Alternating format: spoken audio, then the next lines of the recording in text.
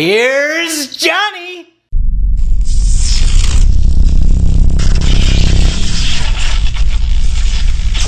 Hey guys, welcome back to MegaNerd Squad. Throwback Thursday calls for The Shining. This was my first time actually watching this movie because I've actually never seen this movie. I've only seen like memes about it and stuff like that. Like Here's Johnny or whatever. And I really enjoyed this movie. It intrigued me right from the beginning. Even though it said it was a 2.5 hour movie, but if I actually it was so intriguing that I didn't feel like it was that long of a movie. It didn't seem like a slow pace to me, but to some people it may have. I just was very intrigued by the storyline and all the little settings and going to the hotel with the kid, the mom, the dad. It was a really enjoyable time for my first time seeing it, and I was excited to see Dr. Sleep. Had a good time. The Shining is great. You don't hear a lot of bad things about The Shining. I mean, I certainly haven't. I mean, I go to a film school, so I'm sure there are definitely people that dislike this movie. I've always enjoyed it because it is very slow paced, it is, and it's 2.5 hours, but it's paced as it should be to set up suspense. That's all this movie is like a slow burning suspense with quick jolts and shocks with the music that it has within it when you see a creepy thing like a dead old lady in a bathtub or a ghost over around the corner. The family, they go to take over and run the Overlook Hotel for the winter, and this guy who we all know and love, Jack Nicholson, portrays Jack Torrance, who is a recovering alcoholic, 5 months sober, and he starts to get a little loopy. They even say at the beginning, the guy who tells him about the hotel, he's like, there's a lot of isolation. If you're okay with isolation, it's good, but isolation over time can cause people to go crazy, basically. And he tells him about the story of Delbert Grady, who it happened a while back. He got what they thought was cabin fever and chopped his wife and daughters up into little pieces, or not into little pieces, I guess. He chopped them up and stacked them neatly in a certain part of the hotel, and then he put both barrels of a shotgun into his head. He still wasn't fazed by it and decided to take over the hotel. So him and his family get in, and there's a lot of setup in this movie. That's why it's a 2.5 hour movie, but the setup is just for suspense, and it works perfectly for the suspense. I definitely love this movie. Love Stanley Kubrick.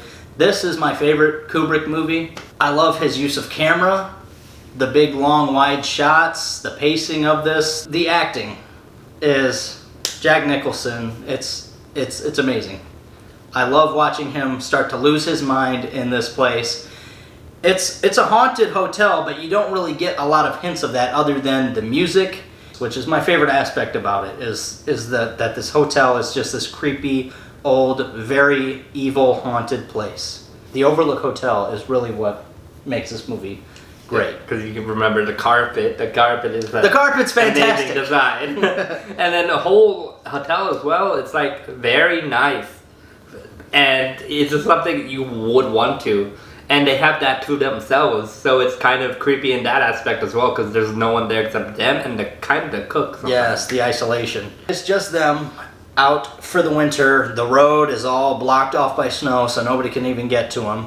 But the kid, because he has this ability of shining, which you learn on earlier in the movie, between him, the kid, Danny, and the cook, Dick Halloran, it's honestly subplot for me. It's an interesting ability, and it definitely drives the plot forward.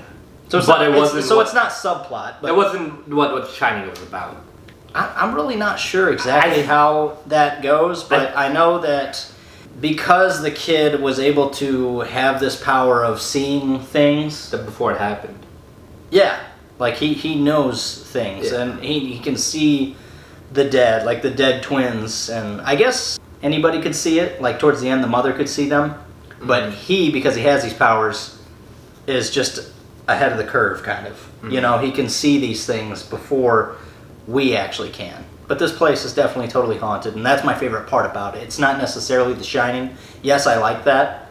It's very supernatural, and that he has, like, let's say, a sixth sense or certain ability to talk and communicate with people that have this other ability and have conversations. You can start to see his built of frustration and the writer's block that he has. But then he cures his writer's block with a simple sentence, repeated thousands of times. Or even millions. For all we know. Yeah, I don't know how many pages he had. Yeah. And then he asks her when she finally finds it, how do you like it? That's one of the best parts of the movie, like that whole sequence of him where you actually see his breaking point, basically, of when he's actually lost it. It is so good. And the build up to it is actually, they did an amazing it's job the with same build-up. pacing even in the same scene when he's slowly walking towards her and she's slowly backing up. And that's awesome because you want to see more of that as well, It builds the tension up into the point where he just says, give me the bat, give me the bat. And she's like, no. And whams him in the head, and she I'm not falls gonna down hurt the you. stairs. I'm just gonna bash your brains in. I'm gonna bash him right the bleep in. He takes a couple swings. First hits his fingers and then whack! Cracks his head and he rolls down the stairs. Yes. Yeah, and then he wakes up in the dried foods storage area. And the ghost actually lets him out. Yeah. It's interesting. But it's definitely haunted. And The these ghost ghosts can physically move shit. The ghost of Grady. Yeah. The ghost of Grady. He's the one who lets him out. Yeah. Which is kind of, the hotel, whatever they did to Grady back in the day to where he went crazy and felt he needed to kill his family and himself, they're trying to do that to Jack Torrance. They want him to kill his family and then himself. Mm-hmm. And then you get one of the best sequences of the movie when he's chasing after his wife and his kid. Yes, with and the axe. she hides in the bathroom and puts her kid through the window to escape, and he literally axes the door and looks through and says, one of the most famous scenes, here's Johnny! Yeah, he actually goes through two different doors. Like the first one, he was like, Wendy, I'm home. It's so great. It's so classic and iconic. Everybody knows of The Shining, whether you've seen it or not. You know, like you've heard of it. Yeah. You know, it's just one of those better older horror movies, and not because it's too flashy or anything. It's just the pacing is nice and it builds suspense, and then you get these jolts of this creepy music.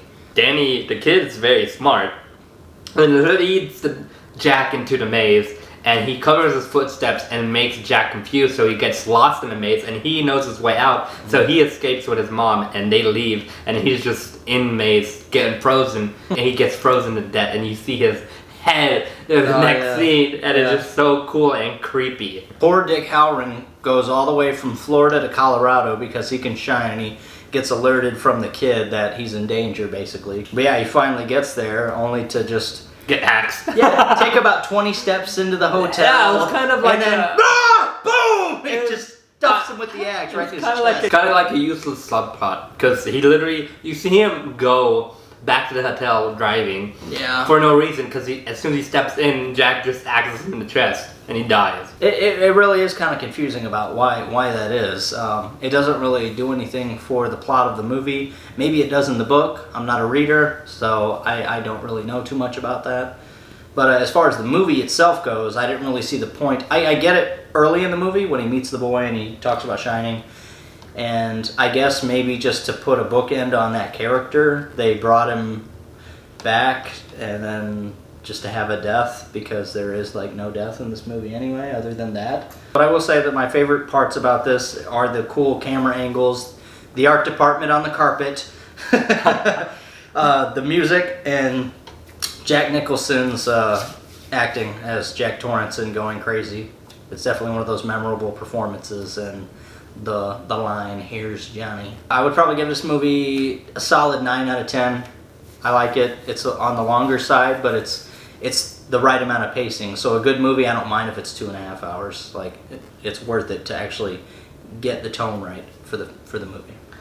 I love the suspense of this movie, how they did an amazing job building up the suspense throughout the whole movie, and his little sequence of his breakdown, which was amazing to watch. I could watch that over and over because that's awesome. The way Danny escapes, I love the maze part. It's just fun to see.